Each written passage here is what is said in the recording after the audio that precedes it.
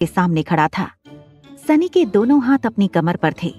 उसने रिया की आंखों में आंखें डालकर कहा, समझ गया, मैं सब समझ गया।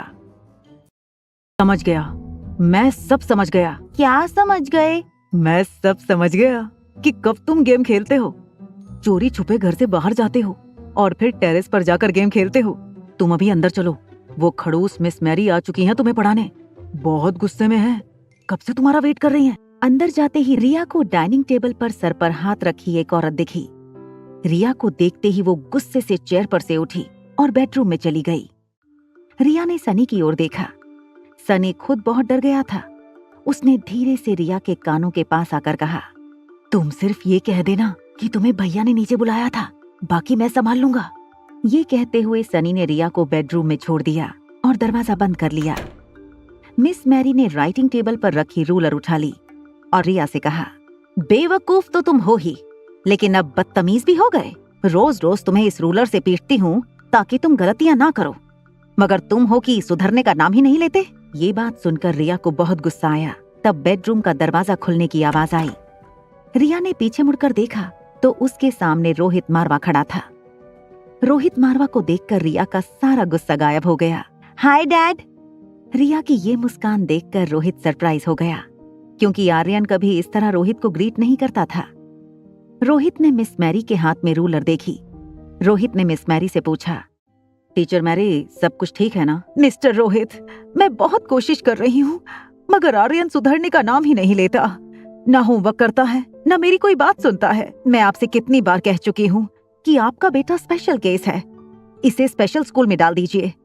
आर्यन जैसे बच्चों को पढ़ाना हम जैसे साधारण टीचरों की बस की बात नहीं है। रोहित रिया के पास घुटनों पर बैठा। आर्यन बेटा, तुम होमवर्क क्यों नहीं करते? रिया बिना कुछ बोले सिर्फ रोहित को देख रही थी। रोहित की बातों का क्या जवाब देना है, ना तो ये रिया जानती थी और ना ही उसे इंटरेस्ट था। बस ऐसे ही कोई भी सवाल पूछो तो ऐसे ही एक्सप्रेशंस देता है आर्यन। ना तो खुद बात करता है, ना तो मेरी कोई बात समझता है। मैरी की ये बात सुनकर रिया ने मैरी की ओर देखा। रोहित पास की चेयर पर जाकर बैठ गया। रोहित का सर झुक चुका था। मिस्टर रोहित, मेरी बात मान लीजिए। आर्यन को स्पेशल स्कूल की जरूरत है। वहाँ के टीचर्स ऐसे ऑटिस्टिक बच्चों को पढ़ाने में ट्रेन होते हैं। आर्यन उनके अंडर ट्रेन होगा तो बड़ा होकर आप पर बोझ नहीं बनेगा। रोहित ने अपने सर से हाथ हटाया और बिना मिस मैरी को देखे जोर से आवाज लगाई, सनी, सनी यहाँ आओ। रोहित को इतनी जोर से चिल्लाते सुन सनी दौड़कर बेडरूम में आया।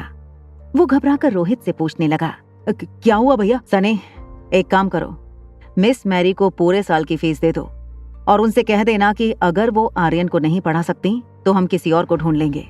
रोहित की ये बात सुनकर मिस मैरी शॉक हो गई। मैं मनाली की बेस्ट टीचर हूँ, जो मैं नहीं कर सकती वो मनाली की कोई टीचर नहीं कर सकती। ये कहकर मिस मैरी कमरे से बाहर जाने लगी। तभी रिया को लगा कि मिस मैरी को इस तरह बिना किसी सजा के जाने दिया तो वो आर्यन जैसा बर्ताव किसी और बच्चे के साथ भी कर सकती है। तो वो रोहित के पैरों से लिपट कर बोली, आई एम सॉरी डैड, मेरी वजह से आपकी बहुत बदनामी हुई है। I am really sorry dad, मैं आप जितना स्मार्ट और इंटेलिजेंट नहीं हूँ और मेरी माँ की तरह बेवकूफ और बदतमीज हूँ। आर्यन की ये बात सुनकर रोहित को बहुत बड़ा शौक लगा और आर्यन के मुंह से ये सारी बात सुनकर रोहित रिया के बिल्कुल सामने जमीन पर बैठ गया। उसे दोनों हाथों से पकड़कर पूछा, नो आर्यन, ऐसी कोई बात नहीं, लेकिन तुम्हें ये सब किसने कहा? रिया ने अपना हाथ ऊपर करके दरवाजे पर खड़ी मिस मैरी की ओर इशारा कर दिया। रिया रोहित के पीठ के पीछे उसे कंधे से पकड़कर छुप गई। मिस मैरी को समझ नहीं आ रहा था कि वो क्या करें।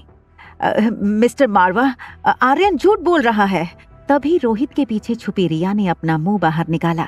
Sorry teacher, please don't start hitting me again.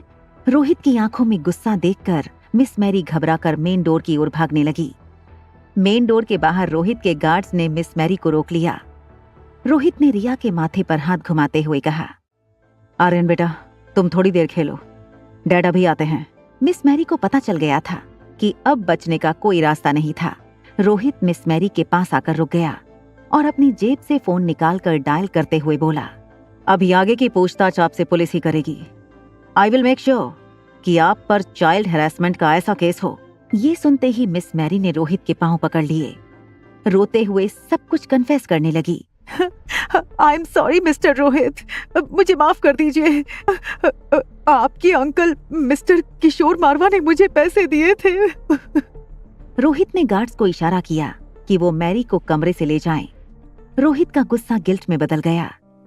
रिया दरवाजे के बाहर जाकर सब कुछ देख रही थी।